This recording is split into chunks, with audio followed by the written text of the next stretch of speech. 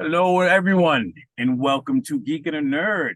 We're going to rock a little bit of year in review here while we go over some new and current things. We've been gone for a while, it's been like 6 months hiatus. Talked about in the last episode and do some behind the We scenes are, stuff. We are back. dude. We are back. I can't believe it's been a year already. For those that don't know, just a quick history of the page. We had Get Your Geek on as our main podcast, and then Robert Dokes, love the guy, amazing partner, wound up moving on. So Danny came on as co-owner of the company, and we kind of rebranded Get Your Geek on into Geek and a Nerd. And I can't believe it's been a year of it, man. Yeah, granted we were off for a few months, but it doesn't feel like it's been that long. Yeah, yeah. It's Fun. awesome. So, I mean, Danny, you've come on now. You've been here for a little over 3 years. What do you think about the way our audience has grown recently and seeing the response to what it is that we do here? Oh, it's been amazing. Like it keeps you energized and animated to keep going and doing more stuff. I mean, even when we haven't been able to record, still a lot of stuff going on with the Facebook page and stuff. And like that's been the engagement there has been great. We have some loyal fans. We have we like commented and had discussions on things where we don't even have to reply. Just the fans kind of take over for us. They handle that. That's the best, and we just a perfect example of that recently we posted a Deadpool set photo. We know people that can post some cool stuff, and somebody in the comments was like another site blocked for the spoilers, and then our fans took over because I commented, I'm like, sorry you feel that way, but this is the type of stuff we do, and people were like, yes, that's why I follow them. That's the whole point of me being here on this page. So like you said, the fans, they're very loyal, and again, shout out to our Australian fans down under. We'll never understand why we're so big there, but we're happy that we are. I mean, that place is just a floating death trap. The fact that they're able to survive that every day and still show up, show some loyalty is amazing. That's the thing is like we're keeping them inside and safe. I think that's what it is. They're like, I can't go out, mate. I got to watch a new Geek in the Nerd. Yeah, some of them go out there. The trees trying to kill you, grass trying to kill you, ants trying to kill you. Them spiders are gross. He's like, it's the worst version of Lord of the Rings possible. Yeah. Can't go swimming. Sharks everywhere. They want you dead. You know what it reminds me of is that scene in Armageddon when Owen Wilson's like, "What's it going to be like up there?" And she's like, "Destructive winds, ice temperatures." And he just goes, "So scariest environment imaginable." That's all he had to say. Yeah. Scariest environment imaginable. That's Australia in a nutshell to me. Yeah. What's that asteroid gonna be like? Well, just think of Australia, but in space. Speaking of which, I just want to say this on film because I've heard it. I can't even remember where it came from, but I recently heard Scientologists describe the space Mormons, and that's one of the funniest fucking things I've ever heard in my life. Oh, Danny, I got to talk to you about it. I watched the Venture Brothers movie. Hmm. Red is the blood of the radiant heart. Amazing, man. Danny's been trying to get me into Venture Brothers for a while. And why? Because you came out your face with some kind of Harley Quinn is such a funny. Charlie Quinn is crap. I like Harley Quinn, man. Hate on me all you want. I like the fucking show. Venture Brothers is so much better than that. So well written. And You know another thing another thing I love about this show is we're so free with our opinions and like not trying to take sides and stuff, and the fans are still down for it because we have some very strong opinions on certain things, and you're like, oh no, this is what's going to be gets us canceled, and it's not. And we have the awesome dynamic of a black guy and a white guy, and we were just talking about how we got a new black guy coming in, and it feels like I'm slowly being phased out. Like I'm that sports commentator that made a racist comment, like the Bill Burr joke, and I'm just going to have this box with my shit and like a stuffed minion hanging out of it. Like, I'm sorry, Harold. I took too many Ambien. So, Danny, what's it feel like to be able to blame me for any of your woke opinions in comment sections? Oh, it's fantastic. I know that I can go out there and say whatever I want, and anybody who has anything to say about it, like, well, this is a picture of the two owners. Who do you think said this? I got that stupid picture, like that senior picture that you do over the shoulder. Like, I like the one where you're looking this way, and then there's a reflection of you up in the corner, looking over to oh the yeah, left. like it's your soul left your body. You're just looking over to the left. It's very like Mitch Hedberg said. It's something very interesting. Little to the left. So, great way to touch on that with Mitch Hedberg. For those that don't know, it's pinned to our Facebook page. I posted what, in my opinion, are the top 10 comedy specials that I love that you guys should check out if you haven't seen it. And Mitch Hedberg is one of those guys, his Comedy Central half hour. The biggest one, though, is Patrice O'Neal. Can we talk about Patrice O'Neal for a second, Jake? Because we've never talked about him on stream. Hmm. Boston comic, came up with Bill Burr, passed away. It's 11 years ago now. But people are starting to find his stuff on YouTube and he's starting to become really relevant and like, oh, this guy's amazing. And I've talked about if he were alive today, he would be uncancelable. Oh yeah, because what would happen is he said some stuff. A lot of things he said, you could put a picture of Burr and Patrice together, and you're like, who do you think said this? I'm like, oh, well, Burr said that, and we should all go out to his house and tell him you should never have gainful employment ever again. Patrice was like, no, I said that. I said all those things and worse, which is Patrice fantastic. O'Neal, just as an example, one of his opening lines of his special that I recommend, Elephant in the Room, is he goes, I gauge how good looking a white woman is by asking myself, how long would the police look for her if she went missing? And like, that's his fucking opener. And he goes in there and he goes so hard in the paint. And in certain ways, he torpedoed his own career because he didn't want to become like a puppet in the industry. But there was an old radio show called Opie and Anthony, and he has hundreds of hours on YouTube of shows that he did. They would do like 5 hours a day. And this man comes up with some of the most wild shit you have ever heard. Dude, he calls Judd Hirsch in Independence Day Hebe Kikeberger.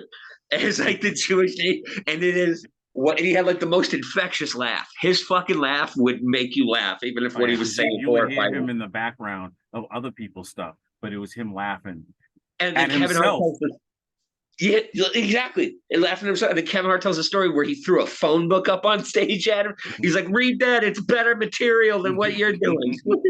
Or you would be doing your set and you just hear him in the back go, ugh. And you just knew the moment you got off stage, he was going to fucking tear you apart. But you listen to comics talk about him and you're like, that was where his brilliance was. It's like he had this, he said it on Opie and Anthony, that when he did comedy, half of the crowd should be horrified and half of the crowd should be laughing. And I feel like that's what his comedy was summed up. Just an incredible comedic legend. Oh, yeah. So definitely. He did. So everybody was seeing what Cat Williams did. He started speaking out and how, with his grip, Patrice O'Neal did that for Cat Williams, but a lot worse. Like he went real hard into it. He was not having like those conversations they have about what you need to do to get ahead. You just out it. Like, no, I'm not doing any of that stuff. And the friendship he had with Bill Burr was so genuine and real with them coming up to like Bill Burr does a Patrice O'Neal benefit every year in New York City where he gets a bunch of comics to come because in that New York Boston comedy scene they were the legend. I mean, we've both been following Bill Burr since he was like an opening comic and a middler. To see where he is now. And Patrice and him were like right at the same level. Like Patrice was there for the Philly incident, for the whole fucking Philly rant. Patrice was right off stage dying laughing. So Bill Burr, he still gets choked up when he talks about him because they were literally the best of fucking friends. Yeah, they had a fight for a little bit there and on just some real stuff. And they had their little come together moment afterwards. Well, that's yeah, it's sad. Him gone, Mitch Hedberg. Like if you want to, like man, Mitch Hedberg just. And even the way he hates some people, he was on Opening Anthony with Joe Rogan, and he was like, "Yeah, I don't want to do this shit. Fuck that." I told him at the roast, I was like, "Yo, I'm going after everybody." And Joe Rogan's like, "Hey man, you ever think you're kind of like manifesting bad things for you to happen to yourself by putting that energy out in the world?" And he just goes, "This motherfucker Joe believe in magic." Like, First of all, Joe Rogan stole another comedian's career. Like all he did is copy another comedian's career. Richard.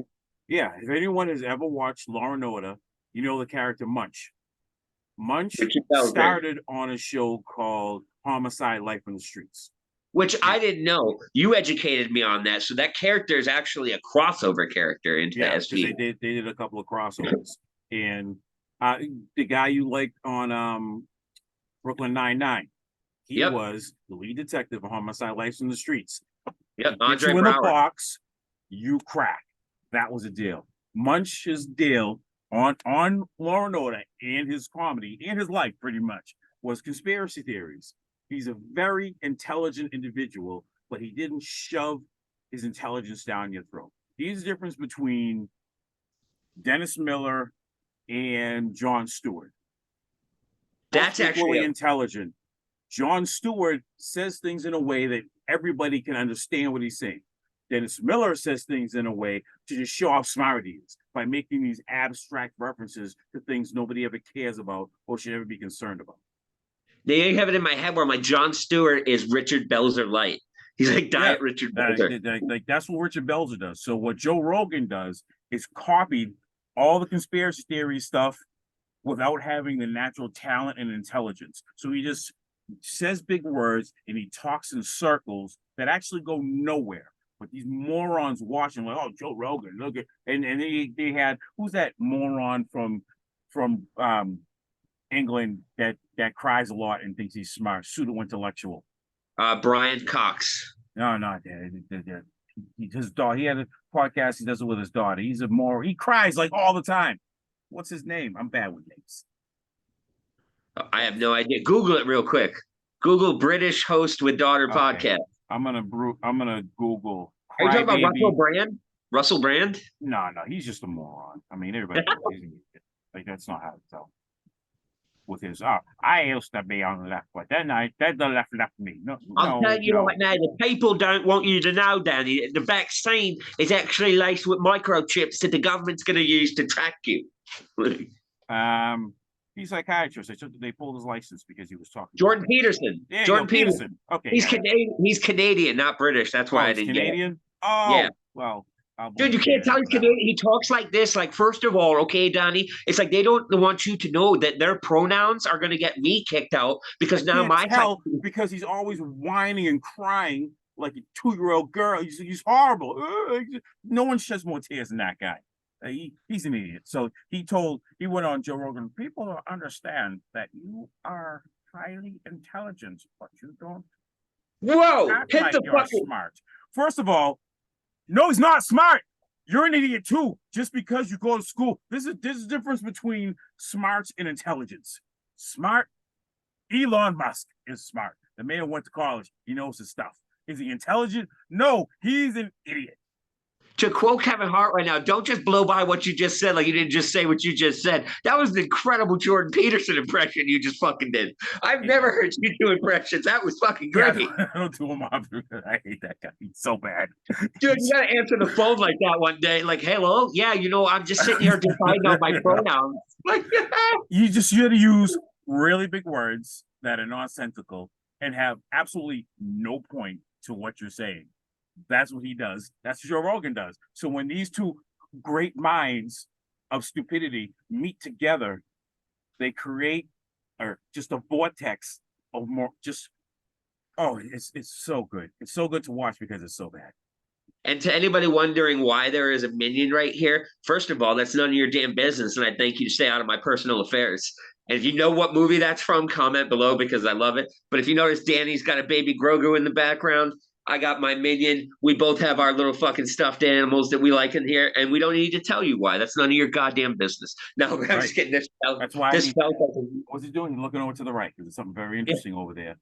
Just staring off into the middle distance like an alcoholic dad, just holding that glass, staring off. Like if I did the whole time. You go. He's just there in case. Just in case. Like if I just stood there and did the podcast like this. Like, what's going on over there? Like, what's happening over to the right? I want in. You know what is happening is there's still that black van outside my house with somebody in it. Yeah, they're definitely gonna. Well, not for this show, but I was just gonna say for the show. They're gonna beep the horn and be like, "Start talking DC again." Like, hello. Get back on track here. We've waited 6 months. Yes. So we started because you brought a nice premise to me, and I decided that'd be a nice way to reboot the Marvel Comics is to have Shadow King take over Franklin. It's like, look, Shadow King, Franklin Richards, two of my favorite characters. Like, well, what happens if you combine them? Shadow King takes over Franklin Richards. That totally wipes the Marvel Comics, and you reboot it to a new universe.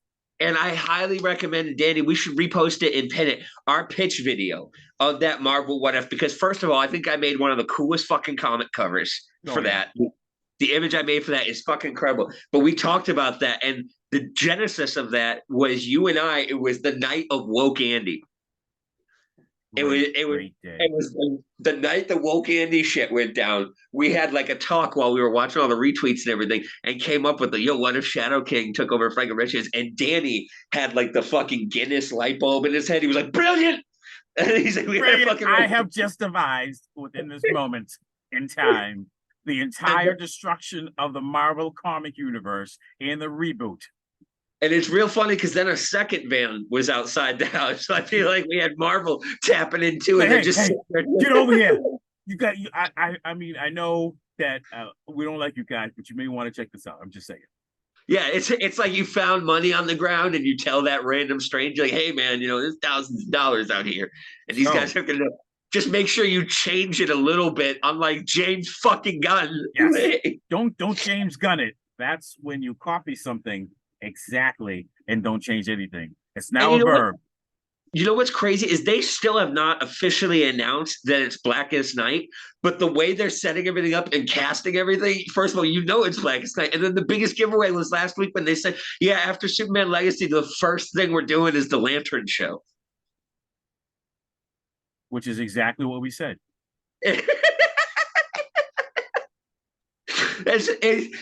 Our pitch video on that was amazing, but then literally a month later to see James Gunn basically give verbatim what Danny said. No way possible that two separate people can come up with that close. What the fuck are you talking about? We have the response from Jeff John. I'm not going to say. Yeah, that's true.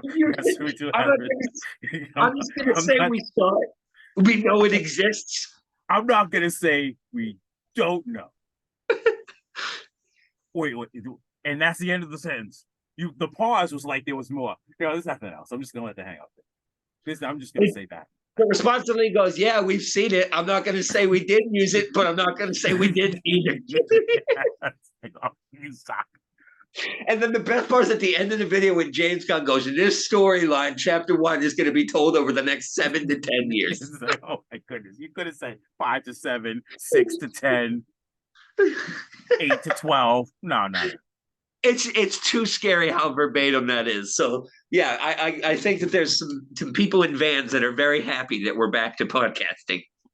Yeah. So we talked a little bit about Star Wars on that story about how if Finn and Luke would have done it, and then you would have had a whole trilogy. Yeah, a whole trilogy. You would have had the new Jedi Order. This is the Jedi Order that everybody's been waiting to see because Luke and Anakin had similar ideas about what the Jedi should be without ever talking about it, which would have been awesome. You would have been great. You have Finn, and at the end of Finn's second movie with Luke, then they discover Rey is Force sensitive. Yeah, and then Finn becomes that Jedi because Luke gets killed somehow. Finn has to become that master to help train Rey to fight Kylo. And then you have the 2-on-1, and that's how you take him back and you bring him back to the light side. And then you had Ahsoka, who could have told Luke about Anakin and what really went down, and that his vision of the Jedi is the same as his father's. And then, bam, you stop bringing Hayden Christensen in as the Force ghost, talking to him. You're like, why you show up as that? Instead of because I'm Anakin. I don't want you to see me as Darth Vader. So I'm not showing up in that form. I'm not showing up as when you saw me unmasked. I'm going to show you me as I was intended to be. It would have been awesome. Hayden Christensen would have been back. But no, let's not do that. Let's do space princesses because that's what the people want. Space princesses. And now we're getting a fucking other one with the way I'll say it every time we say it, Star Wars. New Jedi Order, the most original title in the history of film. And so we come back. And she's getting a trilogy. So buckle up, Buttercup. It's gonna be 3. Star Wars is full of plot holes and spelling errors, and they keep on doubling down. I love it as a Star Trek fan because Star Trek is awesome. Star Wars blows. It's like anytime Star Wars is brought up now, I just have that flashback to In the Theater, The Last Jedi, when the dude hums his popcorn when Leia started floating and then walked out. This is a fucking show. Never use the Force in your whole goddamn life. Fucking use just how do you have the one person who's dead in real life? It's the only one who survives. nobody in a room, nobody in a writer's room was like, "Hey, quick question, guys. Shouldn't we kind of write for Mark considering he's alive and we killed Han and Carrie's not here?" No, nobody. No. Mark called me and I quote, "suck all the nuts," he said.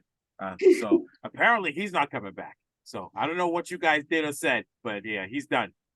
I swear to God, Danny, if a third van shows up for Star Wars and starts listening, like, look, all right, guys, we got Ahsoka season 2. Let's see what these guys are saying. Hold on, get him to Luke to tell him the Jedi Order vision, same as Dad. Okay, it's just, oh my goodness, it's amazing. And then they could use the Ahsoka show and into the movies to explain why the only people that use the reverse handle double blade style has connections with Anakin. What did he know that nobody else figured out? He knew something. Why is that a thing? And they're all badasses. What's that all about? They just, there's actually some good lore in Star Wars, but they never flush it out. Like, and when they do, it's always in some obscure book or something. In the movie, she has a stupid panel that you got to. First of all, slow it down. Text is going kind of fast. Some of us on speed reading through this thing. I'm still trying to remember what happened 6 years ago. That's right. The cat gets it. Yeah, a special appearance by Dobby the cat. Dobby's like, yeah, Star Wars is crap. I'm not down with it either. I get you. See, even cats know. Cats know good. Cats know a lot of stuff. Cats, yeah, that Star Wars. It's crap. So, yeah, DC Comics. Woo! So the Bat Family, the greatest of the Bat Family, has been described as it's Nightwing.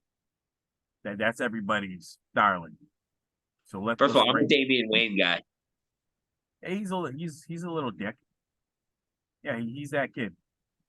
Plus, I love in the Harley Quinn show, he tries to become her nemesis and he blows up a wall and he comes in on a hoverboard. Like, prepare to be doomed. Like, that kid has absolutely no. But that's who you're a rich kid whose mom is like one of the most deadly assassins known to man. You should there should be something wrong with you. You should look at everybody like, I can do this. Like, dude, I'm gonna flick you to next Tuesday. You need to back up. How about you? Let's call it a draw. Like, pretty much, he's the Black Knight. Like Charlie when he does the duel. I challenge you to a duel. I accept. Wait, we should probably can't. I mean, you'd probably have to go out and get a gun. And nope, I can't. See, right? Charlie has like that moment. That epiphany moment is, ooh, Damien has none of that. There's nothing to stop him from thinking, yeah, I got this. He goes, dude, I hit my dad's fucking secret files of how to take out the whole Justice League. All right? I know all that stuff. What'd you do? One button click and you're fucked, buddy. I got everybody. Like, dude, you're not your dad. Number one, you can't. I picture him at like private school, and like a kid bullies him, and his way to get back at him, he's like, "Oh yeah, I bought the company your parents work for and fired him." Like, it's just like he'll get you real deep and hard with that Bruce Wayne. And I also bought every other company that they could work for, so now they have to go back to school with money I'm not going to give them because I paid the government to not give any more grants for that. So fuck that. I just deleted their identities on Social Security and everything. They can't get a job. Like, they don't exist. And by the way, I went on Wikipedia. Your parents invented COVID. So have fun with that. There's a comic series I would see, like the Dick Tales of fucking Damian Wayne. I just watch him just going out there being absurd and just having heroes be like, yo, you need to get away from me too. We're not friends. We're not friends. We're not buddies. Like Damian Wayne, written by Bill Burr and illustrated by our good friend Jason Badauer. There's the fucking series for you. Walking around, being a dick for no reason. Redo F is for Family, but with the Bat family members. That'd be a fucking killer show. Yeah. So, Dave, what else is going on in your mind of rants here, man? Oh, so yeah, we're gonna get into DC Comics reboot. You take the button, and you have Bruce's dad leave Bruce a note that he didn't find until later. That pretty much tells him you gotta kill the Flash, like all the Flashes, because that guy, I know you like him, but he is a train wreck when it You see comes to this? him going through. Yeah, this is it's her house. No, You're she's sitting here because she knows I'm about to get into my Doctor Evil rant of like, first of right. all, Barry Allen is the key to all that ever was and ever will be. Yeah, well, Barry Allen's gonna die. He has to. All of Barry Allens have to die. That's the only Flash we're worried about. Don't worry about any of the other ones. Allen gotta go. And if you want to subscribe to Dobby's OnlyFans page, here's a There it preview. is. It's like, this for you. This is for the people. You're welcome. Yeah, I know. Right? Then she's out. Yeah, just give you a little taste. She was like and subscribe. I'm out. Yeah, you want to know what George Santos was spending money on OnlyFans? Yo. Oh, can we take a quick second to talk about George Santos, man? He's on Cameo for $200, and I almost wish I had the money just so I could get him to do an intro for our show. And like, and now your host, Jamie Foxx and Tom Cruise, and it just comes out as us, man. Oh, he's the gift that keeps you. That guy has no idea what he spent. First of all, when you donate to him, he then copies the credit card numbers and starts spending people's money on Botox. Fucking great. On OnlyFans, on hotels, all kinds of shit. And then when he was stealing his own campaign money, he would make sure it was for $199.99 was each charge. That's not how crime works.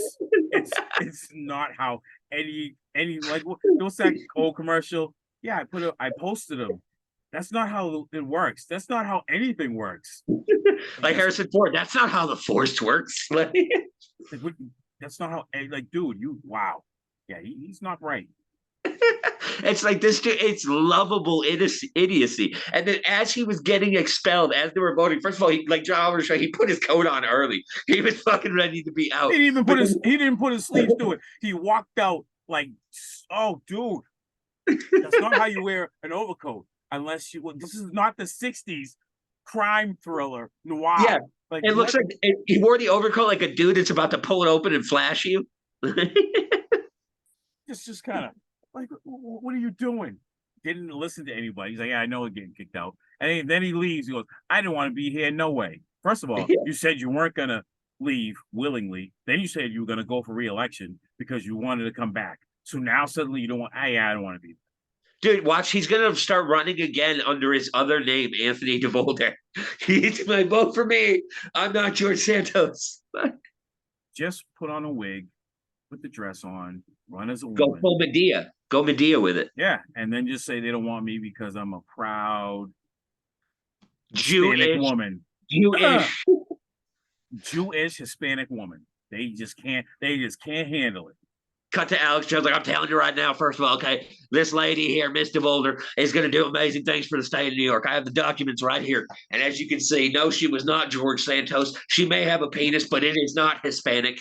He's going to blame it on the water and the frogs. Somehow. The water turned Anthony DeVolder gay. I have the documents right here. Crooked Hillary. Yeah, it's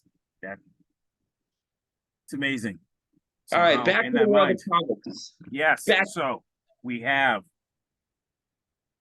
Bruce has a conversation with Nightwing, lets him know I have to kill all the Flashes. When this happens, I can no longer be Batman. I need you to be Batman. And he carries on from there. So Bruce gathers up just a cadre of badasses. Who's the Batgirl?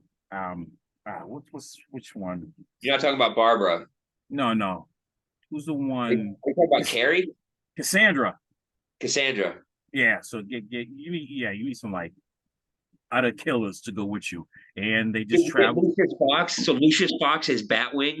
His name is Batwing now in the comics. Can we talk about just real quick how amazing it is that that's the second or third time now that DC has created a character or changed a character from white to black, and then that makes it into the continuity. Like we had Iris West on The Flash. Lucius Fox didn't exist before Nolan's movies.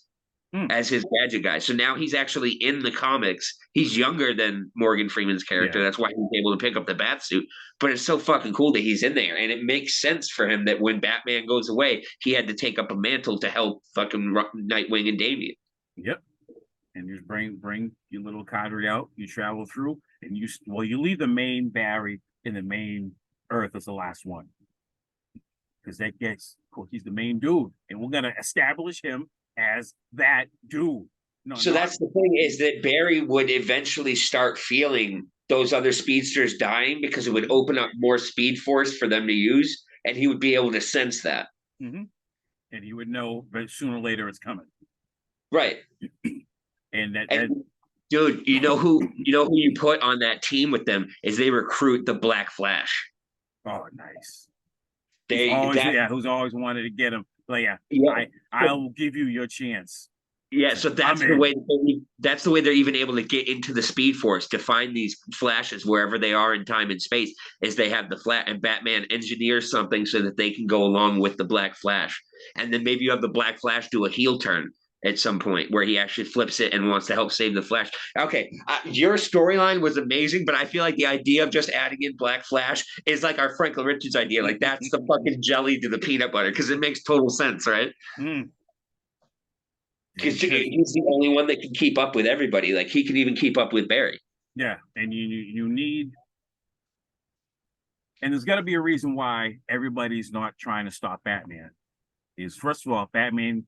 We've heard about these contingency plans, but which is a nice plot point, but no one has ever shown any of them, which is bad writing. Well, you can also showing them. You also can team Barry up with Eobard, because you can even do a twisted version where Eobard's like, if anyone's going to kill Barry Allen, it's going to be me. Yeah, the same way like the Joker would be with Batman. Like, no one's killing Batman but me. So you have Reverse Flash and Flash against Black Flash and Batman's crew. Batman's crew, and they're just taking them out one by one, and they're all trying to. So then at the end you'll have a few Flashes that they've managed to gather up, and Batman and Black Flash with all the ones that they've taken out.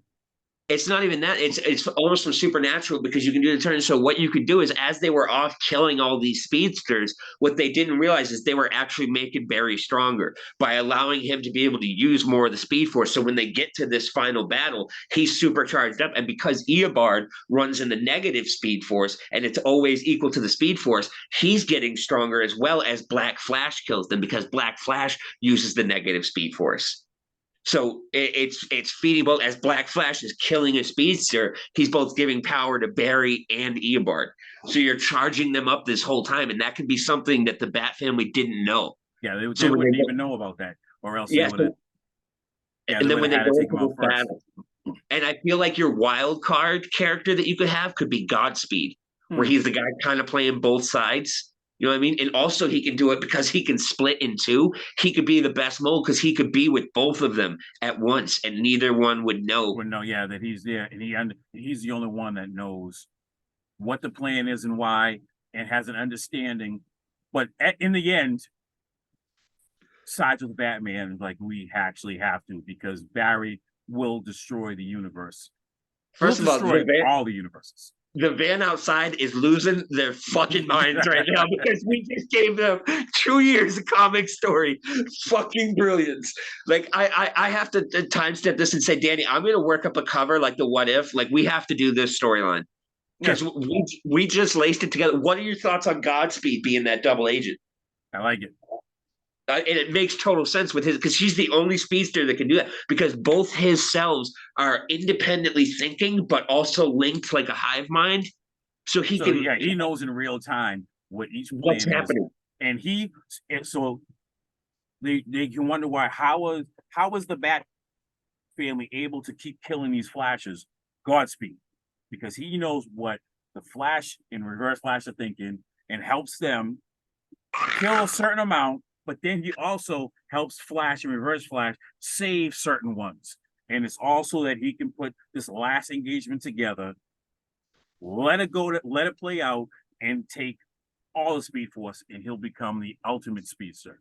And then you throw in, because of the fact that they're killing these Flashes on multiple Earths, well, guess what there is on every fucking version of Earth? A Green Lantern. So then word gets to Hal Jordan that people are murdering Flashes, because everyone knows Hal and Barry are best fucking friends in the comics. So then you have Green Lantern come in as that third member of the team, and like, there's your trinity: Eobard, Barry, and Hal.